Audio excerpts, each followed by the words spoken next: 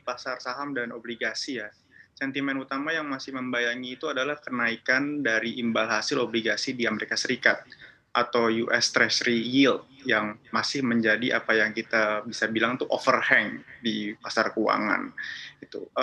Sebenarnya kalau dari sisi Indonesia sendiri fundamental makroekonominya masih bagus, inflasi masih Mhm. rendah dan pertumbuhan ekonomi masih cukup sehat. Yang pandangan kami dari Bahana Sekuritas, jika memang dalam beberapa hari atau beberapa minggu terakhir ini IHSG mengalami koreksi, itu ada semacam repositioning dari cash management antara fund manager untuk mempersiapkan IPO dari Gojek dan Tokopedia. Ada yang mengatakan persiapan untuk Gojek dan juga Tokopedia ini ya untuk melantai. Ini akan semenarik apa sebenarnya? Ini kan kakap sekali, mungkin ini akan terlihat sebagai big caps besar juga begitu ya, perusahaan besar juga yang akhirnya listing dan diharapkan juga membawa nilai kapitalisasi juga yang sangat-sangat besar, yang cukup besar, akan menggairahkan pasar.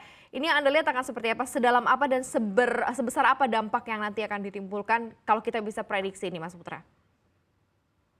Ya, kalau dari divisi riset Bahana Sekuritas itu memandang bahwa kemungkinan besar ada alokasi uh, seperti semacam reshuffle di pasar keuangan. Istilahnya kan seperti ini, Gojek dan Tokopedia itu saat IPO nanti akan bernominal 40 miliar US dollar atau sekitar 550 triliun, yang berarti secara valuasi itu lebih besar dibandingkan Astra, Telkom, BNI Mhm. maupun Mandiri. Hanya sedikit di bawah BCA. Perlu digarisbawahi bahwa pasar keuangan kita itu bersifat sangat seret akan likuiditas. Jadi artinya kalau misalnya kita punya uang itu 10 juta, terus 3 jutanya kita sudah taruh di BCA, 2 jutanya kita sudah taruh di Astra, terus sisanya kita taruh di saham-saham kecil lainnya.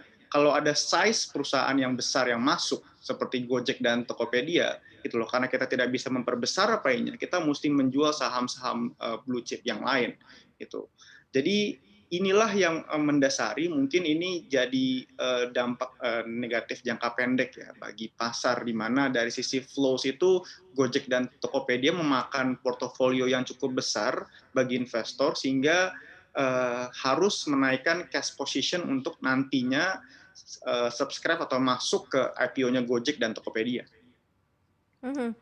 Berarti, kurang lebih, yang terjadi di investor saat ini nih adalah wait and see, menunggu berarti ya sampai nanti, benar-benar terjadi begitu ya Gojek dan Tokopedia ini masuk gitu. Jadi ada pola-pola yang terjadi di saat ini tuh seperti itu begitu ya. Tapi kalau dilihat dari sisi cap atau, dana yang mungkin bisa terserap, nah kekuatannya akan seperti apa nih Mas Putra? Iya, sebenarnya kalau misalnya kita mengasumsikan ya, 40 miliar US dollar valuasi atau market cap dari Gojek dan Tokopedia. Kemungkinan besar itu 10 hingga 20% minimal itu diambil oleh investor asing.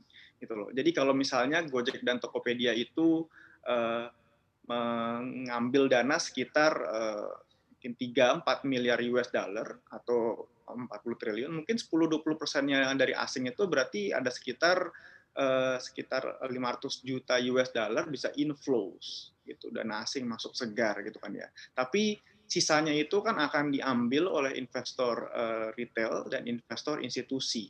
Yaitu dalam hal ini mereka harus menambah cash position mereka dengan ya menjual saham-saham yang existing sekarang masih berada di portofolio mereka. Jangan lupa untuk install aplikasi CNBC Indonesia yang tersedia di App Store dan Play Store dan ikuti terus perkembangan ekonomi bisnis terkini hanya di CNBC Indonesia Beyond Business.